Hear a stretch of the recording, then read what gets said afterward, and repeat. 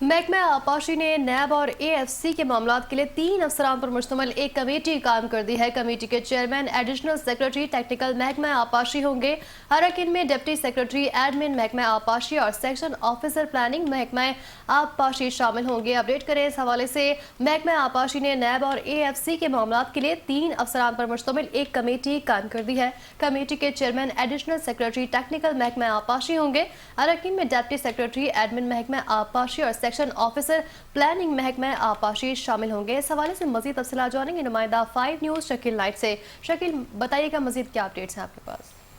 ये देखिए, महकमा आबपाशी ने नेब और एहतसाब सहूलत सेल AFC के मामलात के लिए 3 अफसरान पर मुश्तमिल कमेटी कायम कर दी है।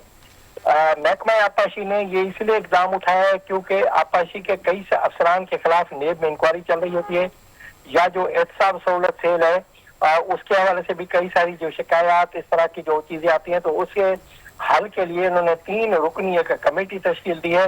और उस कमेटी के जो सरबराह होंगे एडिशनल सेक्रेटरी टेक्निकल होंगे, जबकि उसमें अरकान में डिप्टी सेक्रेटरी और सेक्शन ऑफिसर प्लानिंग जो महकमा आबपाशी का होता है उसमें शामिल किया गया है। इस कमेटी को यह कहा गया है कि जितने भी महकमा आबपाशी के जो फील्ड के अफसरान हैं या उनके यहाँ सिंसेक्टेड अफसरान, इन सब के हवाले से जितनी भी शिकायतें हैं, जितने मामला नेब में चल रहे हैं या किसी भी तफ्तीशी इदारे में, इन सब रिकॉर्ड जमा करें, उन सबको रिपोर्ट अरसाल करें और एक जामिया रिपोर्ट मुरतब करें ताकि महकमा आबपाशी के सेक्रेटरी को या सूबाई वजीर को पता चल सके कि जो उनके कितने अफसरान हैं जो इस वक्त नेब में उनके मुकदमा चल रहे हैं या इंक्वायरी चल रही है या खत्म हो गई है।